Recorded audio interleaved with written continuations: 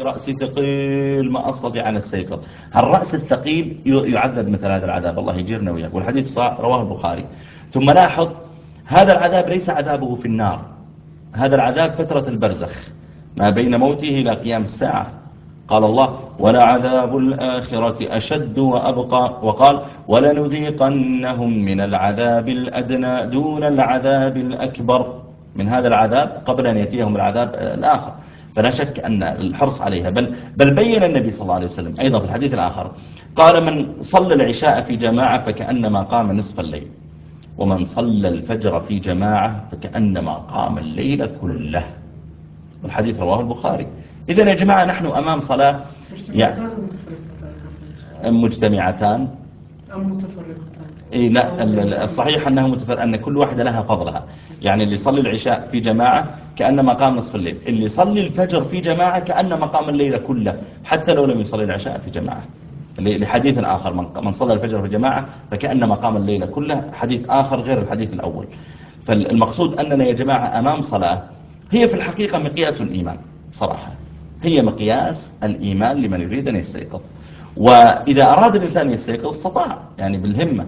أذكر أحد الزملاء يدرس في ابتدائية، فتكلم مرة مع الطلاب في ثاني ابتدائي أعمارهم 8 سنوات تقريبا، تكلم معهم عن صلاة الفجر وفضلها، وقال: يا شباب، ينبغي الإنسان أن يصلي الفجر في جماعة وأن يصلي في المسجد ونحو هذا الكلام.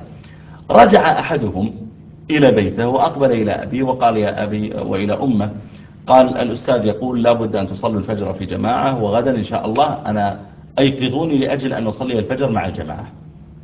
قال له أبو: طيب أنت عامل لنا قضية. قال: المهم ترى إذا لم توقظوني لصلاة الفجر مع الجماعة لن أذهب إلى المدرسة. قالوا: طيب اذهب ونم على فراشك. ذهب الولد ونام، فلما جاءت الساعة 7 إلا أمه توقظ: قم يا محمد، يلا بسرعة بسرعة المدرسة. قال: الفجر ما أيقظتوني. قالت: ما في فجر، قم يلا صلي الآن واذهب. قال: والله ما في مدرسة يا ولد، ضرب شيء، ما في مدرسة، غاب. جاءت الليلة الثانية، جاء عند أمه وأبيه، قال: ترى إذا ما في فجر ما في مدرسة.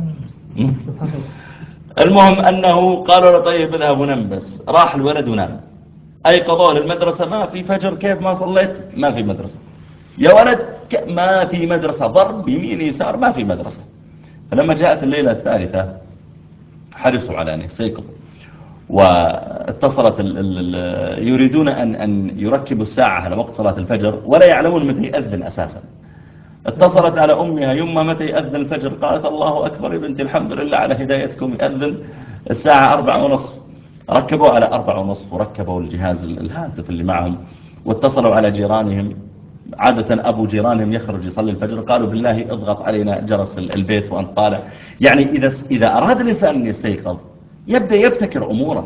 خلونا واضحين، يعني أنت إذا وضعت في رأسك أنك ستستيقظ استطعت في الغالب، لكن نحن مشكلتنا أننا لا نضع هذا في أنفسنا. وفعلا لما جاءت الساعة 4:15 إلا الساعة ترن والهاتف يرن والجرس يرن وكلش كأنها قامت الساعة. فقامت الأم وأيقظت الولد. قام الولد الصغير هذا ولبس ثيابه وأقبل خارجا من البيت. قالت أمه: يا ولدي، أين تذهب في هذا الظلام؟ ظلام، تخرج لوحدك، إلى أين تذهب؟ قال: بأذهب أصلي الفجر. قالت: لوحدك؟ قال: طيب ماذا أفعل؟ أبي نائم. قال: طيب انتظر.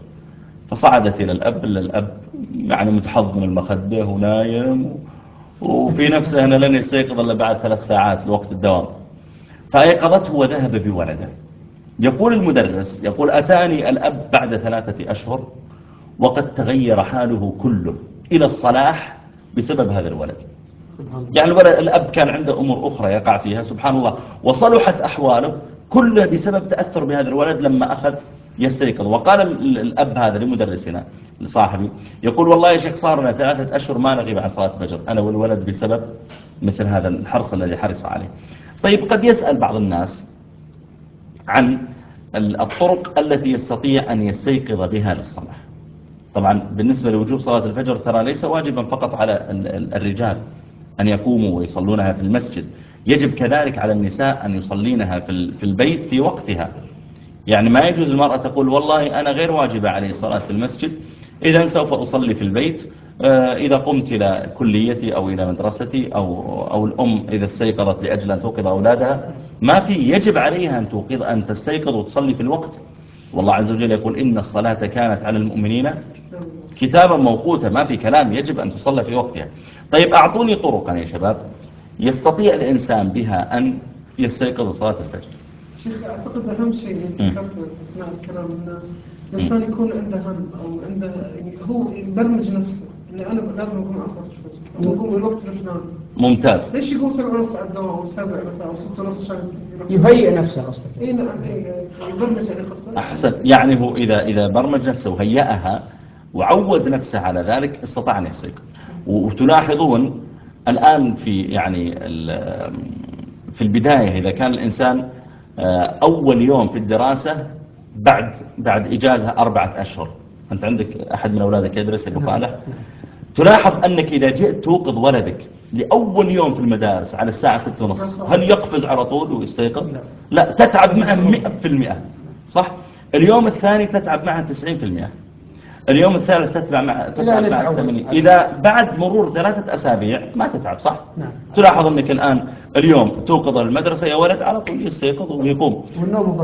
والنوم مبكرا. لذلك أنا أقول بالنسبة للذي يقول أنا أتعب والله أحاول صلاة الفجر، أول مرة ستتعب 100% صحيح لأنك غير متعود بالاستيقاظ 4:30، لكن المرة الثانية ستتعب 90، المرة رقم 20-30 خلاص.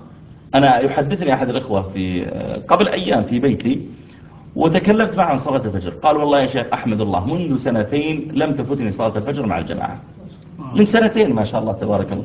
قلت كيف؟ قال والله إني إذا اقترب الأذان أستيقظ من نفسي، تعود خلاص الساعة البيولوجية اللي في رأسه تعود على أن يستيقظ.